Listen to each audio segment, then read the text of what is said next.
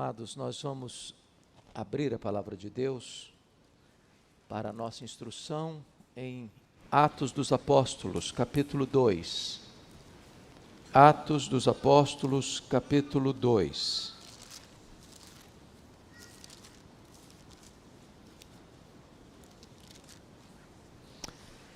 Nós faremos a leitura a partir do verso 14 até o verso 41. O discurso de Pedro. Então se levantou Pedro com os 11 e, erguendo a voz, advertiu-os nestes termos: varões judeus e todos os habitantes de Jerusalém, tomai conhecimento disto e atentai nas minhas palavras. Estes homens não estão embriagados, como vindes pensando, sendo esta a terceira hora do dia. Mas o que ocorre é o que foi dito por intermédio do profeta Joel. E acontecerá nos últimos dias, diz o Senhor, que derramarei do meu espírito sobre toda a carne. Vossos filhos e vossas filhas profetizarão, vossos jovens terão visões, e sonharão vossos velhos.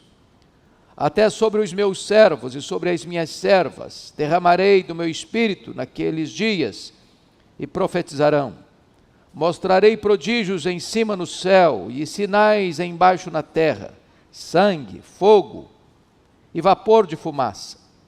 O sol se converterá em trevas e a lua em sangue, antes que venha o grande e glorioso dia do Senhor. E acontecerá que todo aquele que invocar o nome do Senhor será salvo. Varões israelitas, atendei a estas palavras.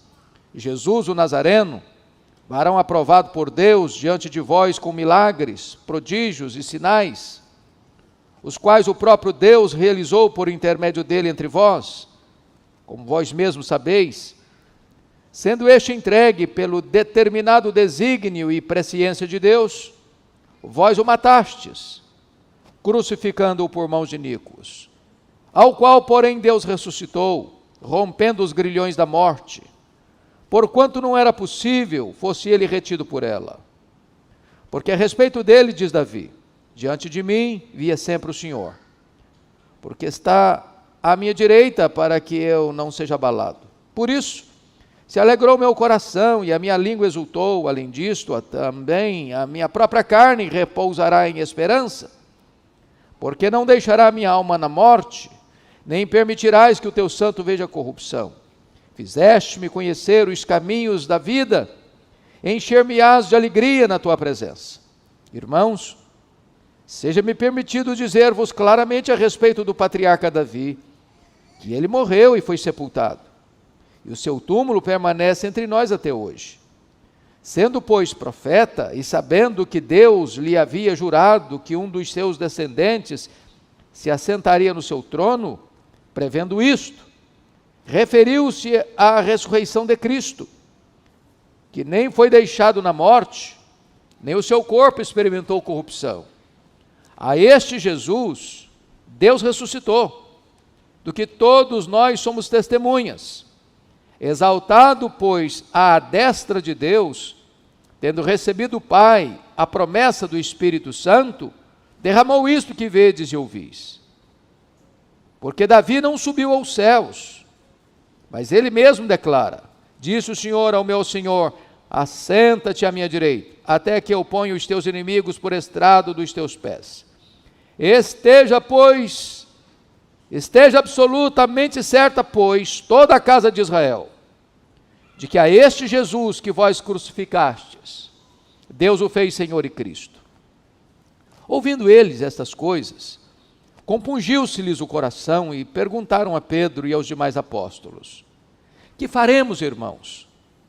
Respondeu-lhes Pedro: arrependei-vos, e cada um de vós seja batizado em nome de Jesus Cristo para a remissão dos vossos pecados, e recebereis o dom do Espírito Santo, pois para vós outros é a promessa, para vossos filhos, e para todos os que ainda estão longe, isto é, para quantos o Senhor nosso Deus chamar. Com muitas outras palavras deu testemunho e exortava-os dizendo: salvai-vos dessa geração perversa. Então, os que lhe aceitaram a palavra foram batizados, havendo um acréscimo naquele dia de quase 3.000 pessoas. Amém? Meus amados, eu gostaria de pensar um pouco com vocês nesta manhã sobre a pregação do apóstolo Pedro. Um modelo para nós de pregação. A Bíblia nos informa que Jesus Cristo, na plenitude dos tempos, veio ao mundo, o Verbo se fez carne, habitou entre nós, cheio de graça e de verdade. A Bíblia diz que ele andou por toda parte, fazendo o bem, libertando os oprimidos do diabo, realizando sinais, milagres, prodígios, maravilhas. Os cegos viram, os surdos ouviram, os mudos falaram, os coxos andaram, os mortos ressuscitaram. Jesus, cumprindo então a agenda do Pai, subiu para Jerusalém, onde tinha certeza de que ele seria preso, acusado, condenado, crucificado, sepultado, para ressuscitar o terceiro dia. E diz a Escritura que, após ressuscitar gloriosamente, ele passa entre os seus discípulos mais 40 dias, dando provas incontestáveis da sua ressurreição. E então foi assunto aos céus. Mas deu uma ordem expressa aos seus discípulos: permanecei na cidade, até que do alto sejais revestidos de poder. E ele dá a grande comissão aos seus discípulos, dizendo: toda autoridade me foi dada nos céus e na terra. Indo, portanto, fazei discípulos de todas as nações, batizando-os em nome do Pai, e do Filho, e do Espírito Santo, ensinando-os a guardar todas as coisas que vos tenho ordenado. E eis que estou convosco todos os dias, até a consumação dos séculos. Então, em obediência à orientação clara de Jesus, 120 retornam ao cenáculo, onde Jesus estivera com seus discípulos na festa da Páscoa. Lá estavam os apóstolos, lá estavam as mulheres da Galileia, que sustentaram financeiramente o ministério de Jesus. Lá estava Maria e os seus outros filhos, que passaram a crer em Jesus depois da sua ressurreição. Lá estavam outros irmãos, ao todo 120 pessoas. E diz a Bíblia que eles todos perseveraram unânimes em oração, aguardando o cumprimento da promessa do Pai, quando seriam revestidos com o poder do Espírito Santo, para serem testemunhas em toda Jerusalém, Judeia, Samaria, até os confins da terra. E diz a Bíblia, era um dia de domingo, era o dia do Senhor. 10 dias depois que estavam ali reunidos, 9 horas da manhã, de repente, o Espírito Santo vem com grande poder sobre eles, como um vento impetuoso, línguas como de fogo, pousando uma sobre cada um deles. E todos começaram a falar em outras línguas as grandezas de Deus. Cada pessoa que estava ali, de diferentes partes do mundo, escutavam na sua própria língua. E este fenômeno atrai uma multidão ao local. E quando a multidão chega, eles olham aquele fenômeno extraordinário e não conseguem discernir o que está acontecendo. Uns olharam com ceticismo, perguntando: o que quer isso dizer? Outros olharam com preconceito e disseram: são galileus. Aqui em Jerusalém, na Judéia, os galileus lá do norte eram considerados gente de segunda classe, eram desprezados, eles faziam acepção. Mas outros chegaram e olharam aquela cena com zombaria, com escárnio, e disseram: estão bêbados, embriagados. E chama a atenção dos meus amados que os milagres são obras de Deus. E ali estava acontecendo o cumprimento da promessa do Pai, mas de uma maneira miraculosa, extraordinária. Um vento impetuoso, línguas como de fogo. Porém, o milagre, embora a obra de Deus, ele não é o Evangelho. Ele tem o poder de reunir pessoas, de até impressionar pessoas, mas o milagre em si não tem o poder de transformar pessoas. A fé não vem por meio do milagre, a fé vem por meio da pregação da palavra de Deus. E esta multidão confusa, esta multidão com pensamentos tão distintos e divergentes e afastados da verdade, dos fatos, agora é confrontada com a pregação do apóstolo Pedro. O livro de Atos, irmãos, embora seja chamado de livro de Atos dos Apóstolos, dedica-se mais particularmente a dois personagens. Do capítulo 1 ao capítulo 12, praticamente, dedica-se ao apóstolo Pedro. Do capítulo 13 em diante, dedica-se mais particularmente ao apóstolo Paulo.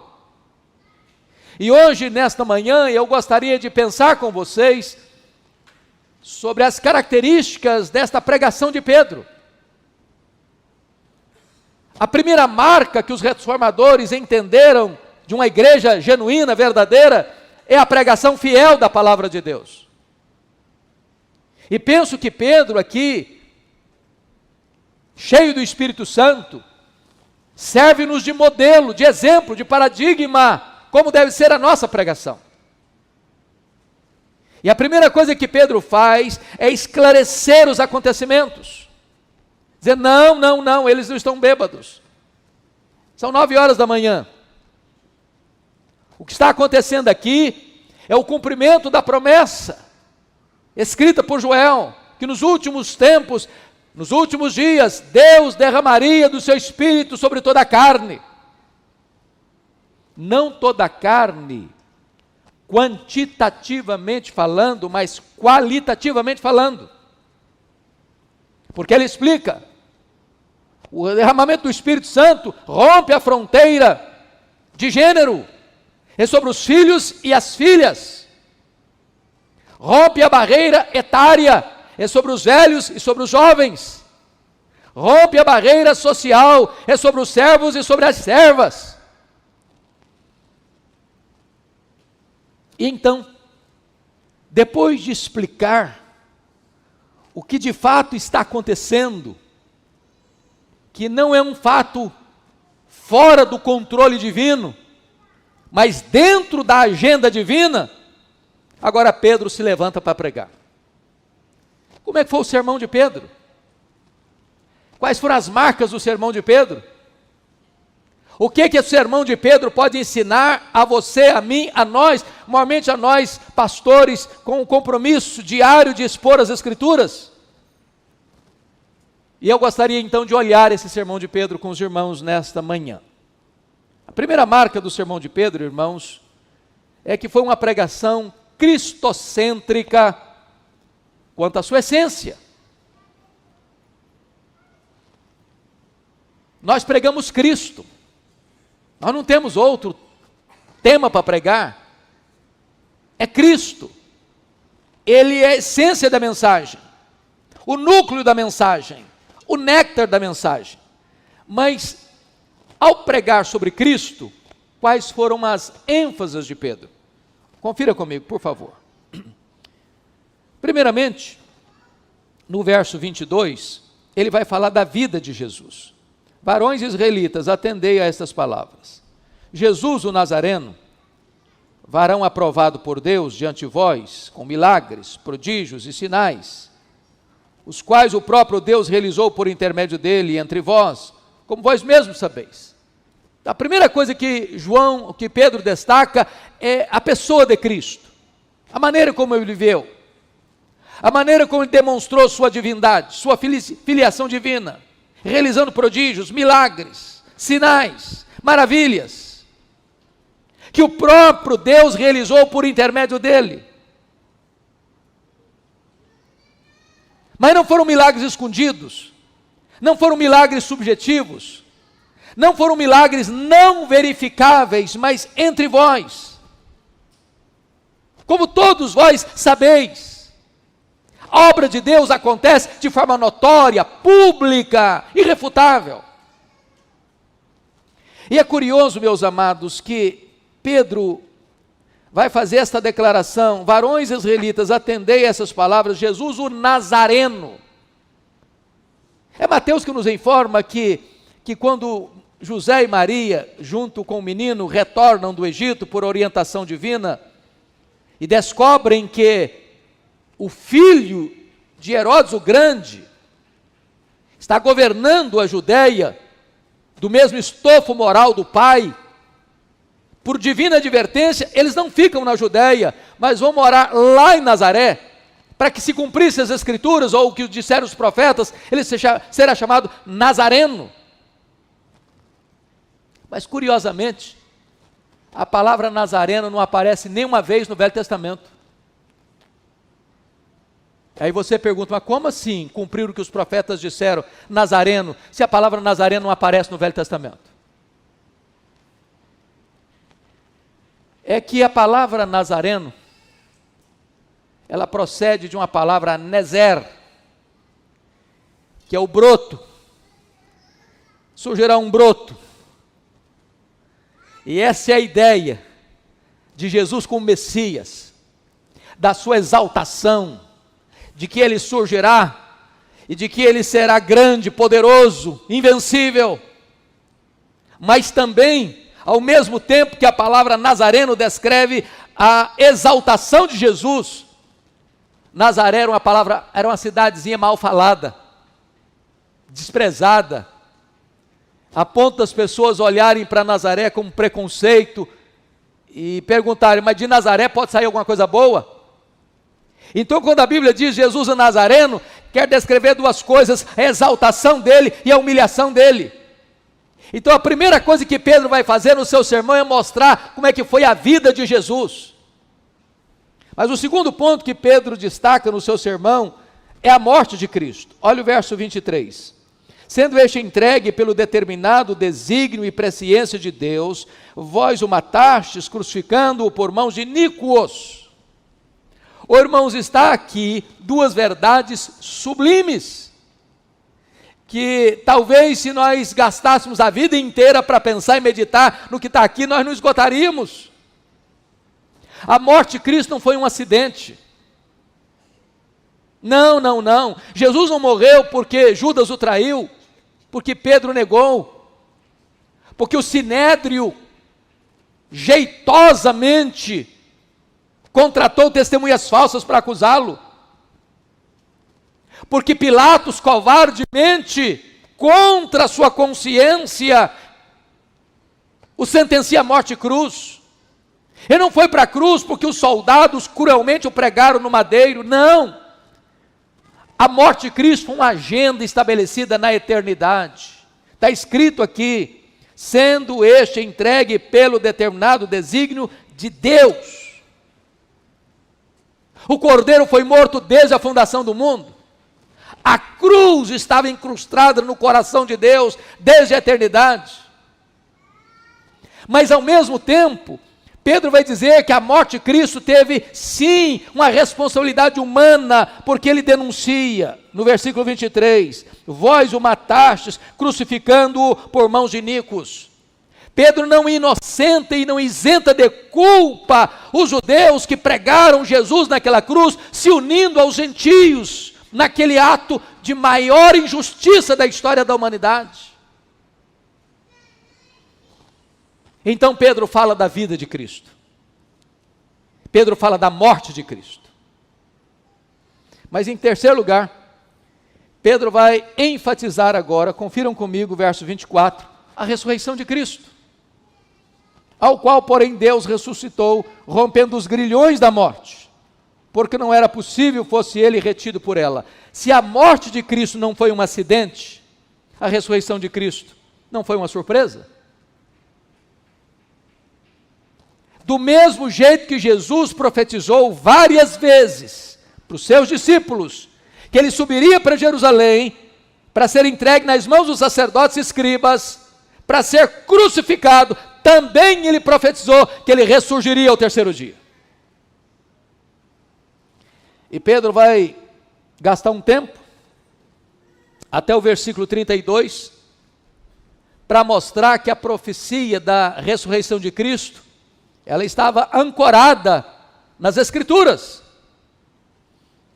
Porque quando Davi falou de que o seu corpo não experimentaria, que o corpo não experimentaria corrupção, que a morte não o deteria, ele não está falando dele. E Pedro diz, vocês sabem disso, o túmulo de Davi está aqui, todo mundo sabe. E quando Pedro disse isso, Davi já tinha morrido há 1000 anos, estava lá o túmulo dele. Então Pedro está dizendo o seguinte, Davi não está falando dele, Davi está entendendo que um descendente dele herdaria um trono que duraria para sempre, e Davi está falando, portanto, do seu filho no sentido profético, de que Jesus seria chamado filho de Davi. Então Pedro está aqui trazendo as Escrituras para provar uma verdade gloriosa, que Jesus ressuscitou, a morte não pôde detê-lo, ele entrou nas entranhas da morte, arrancou o aguilhão da morte, matou a morte e ressurgiu, inaugurando a imortalidade. Mas agora Pedro vai falar de outra verdade sobre Jesus, a exaltação de Jesus. Confiram comigo aí, versos 33 a 35. Exaltado, pois, à destra de Deus, tendo recebido o Pai a promessa do Espírito Santo, derramou isto que vedes e ouvis. Agora ele está dizendo outra coisa. Esse Jesus que ressuscitou foi exaltado, ascendeu aos céus. Na linguagem de Hebreus capítulo 1, ele foi saudado apoteótica e arrebatadoramente pelos anjos. E ele assentou-se à direita de Deus Pai. E coube-lhe a autoridade de derramar o Espírito Santo sobre a igreja. E Pedro está dizendo o seguinte, o que vocês estão vendo aqui, este derramamento do Espírito, é promessa de Deus também, dada ao seu Filho, que tendo ele sido exaltado, e Paulo diz que ele foi exaltado sobremaneira, não tendo como exaltá-lo mais, em grau absoluto, superlativo, ele então derrama o Espírito Santo, para ficar para sempre com a igreja.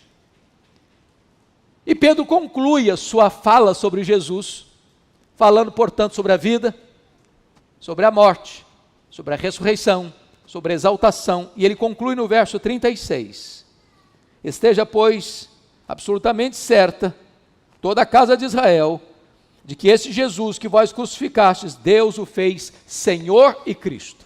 Agora Pedro fala do senhorio de Cristo. Não é César, não é Pilatos, não são os membros do Sinédrio, não é nem mesmo o diabo, nem mesmo os grandes deste mundo. O Senhor é Jesus. Ele é o Rei dos reis, Ele é o Senhor dos senhores, Ele está no trono, Ele tem toda a autoridade, todo o poder nos céus e na terra. Ele governa as nações, Ele dirige o universo, Ele é o cabeça da igreja, Ele é o intercessor da igreja, Ele está entronizado como Senhor absoluto. Irmãos, esta é a essência do Evangelho, é Jesus. Esta é a essência da pregação. Então a primeira verdade que Pedro traz é que a pregação é o quê? Cristocêntrica em sua essência. Em segundo lugar, a pregação de Pedro foi uma pregação eficaz quanto ao seu propósito. Veja comigo o verso 37. Ouvindo eles estas coisas, compungiu-se-lhes o coração e perguntaram a Pedro e aos demais apóstolos: que faremos, irmãos? Oh, amados irmãos, como eu preciso, como os meus queridos colegas precisam, dessa característica da pregação. Pregação eficaz quanto ao seu propósito, que quando é proclamada, as consciências são picadas, o coração é atingido, as pessoas não escutam esse sermão apáticas, sonolentas, dispersas. Não! Esta palavra é atingidora, esta palavra é uma flecha no coração, esta palavra incendeia a alma, esta palavra provoca uma convulsão no interior do homem, e o apelo não brota apenas do pregador ao auditório, mas do próprio auditório para o pregador. O que vamos fazer, irmãos, diante dessa mensagem? Como precisamos, desesperadamente, de experimentarmos esta mesma verdade. Mas em terceiro lugar, a pregação de Pedro foi uma pregação clara quanto às suas exigências. Olha comigo o verso 38. Respondeu-lhes Pedro: arrependei-vos e cada um de vós seja batizado em nome de Jesus Cristo, para a remissão dos vossos pecados, e recebereis o dom do Espírito Santo. Notem vocês, irmãos, que arrependimento é a manchete do reino de Deus. Foi a pregação dos profetas, foi a pregação dos apóstolos, foi a pregação dos pais da igreja, foi a pregação dos reformadores, foi a pregação dos puritanos, foi a pregação dos avivalistas, deve ser a pregação da igreja hoje. Arrependei-vos. Parece que esta é uma mensagem tão distante dos púlpitos brasileiros. Hoje a maioria das pregações é libertação. Você precisa ser liberto. Tem um encosto em você. Tem um mal olhado sobre você. Você precisa ir num guru espiritual para ele libertar você. Meus irmãos, ainda que as pessoas fossem libertas de possessão demoníaca, o problema não estava de todo resolvido. O problema do homem é que ele é culpado diante de Deus. Todos pecaram e destituídos estão da glória de Deus. E a não ser que o homem e a mulher se arrependam, eles não podem ser salvos. Arrependei-vos. E a promessa é remissão de pecados. E a promessa é dom do Espírito Santo. Em outras palavras, meus irmãos, a maneira do homem ser perdoado é quando ele dá evidência de arrependimento. Deixe-lhes dizer isso. O amor de Deus é incondicional, mas o perdão de Deus não. Perdão de Deus requer o quê? Arrependimento. E aos que se arrependem, aos que são recebidos a comunhão da igreja pelo batismo, esses recebem a promessa do perdão, da remissão e também do dom do Espírito Santo. Fica claro, portanto, as exigências. Não é adesão, é conversão. Mas em quarto lugar, irmãos, a pregação de Pedro foi uma pregação específica quanto à promessa. Porque se vocês perceberam, tem uma promessa para o passado e tem uma promessa para o futuro. E a promessa para o passado é remissão de pecados. E a promessa para o futuro é o dom do Espírito Santo. E ele está falando de uma plenitude, de um despertamento, de um avivamento, de um derramar copioso. E notem vocês que esta promessa não ficou limitada àqueles que receberam no dia de Pentecostes. Porque Pedro disse: essa promessa é para vós. Essa promessa é para os vossos filhos. Essa promessa é para aqueles que ainda estão longe. Esta promessa é para quantos o Senhor nosso Deus chamar. Então eu quero dizer a você que a igreja pode e deve ter expectativa de grandes avivamentos espirituais. É promessa de Deus para nós. Mas finalmente,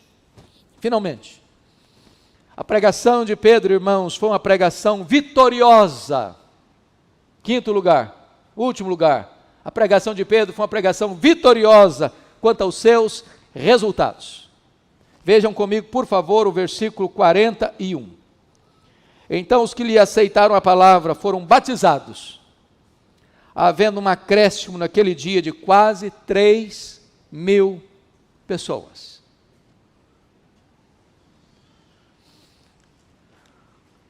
Imaginem vocês se Deus, por sua bondade e graça, nos conceder isso. A boa semente produz a 30, a 60 e a 100 por um. E como eu anseio, irmãos, ver nos nossos dias, no nosso tempo, essa realidade. De ao pregar a palavra, viva, poderosa, sobre a pessoa de Cristo, sobre a morte de Cristo, sobre a ressurreição de Cristo, sobre a exaltação de Cristo, sobre o senhorio de Cristo, essa mensagem picar a consciência das pessoas, elas sentirem uma compulsão na alma, e elas se arrependerem, e elas serem batizadas, e elas terem perdão de pecados, e elas receberem o dom do Espírito Santo, e as conversões acontecerem abundantemente, profusamente, extraordinariamente. Esta é a nossa oração, este é o nosso anseio. Não de buscar novidades, não de aprender novas técnicas, novos métodos. Deus não unge métodos, Deus unge homens, homens cheios do Espírito Santo. Que esta igreja continue com a sua vocação de pregar a Cristo, apenas Cristo, só Cristo, e que Deus os ajude a ver os resultados extraordinários desta mensagem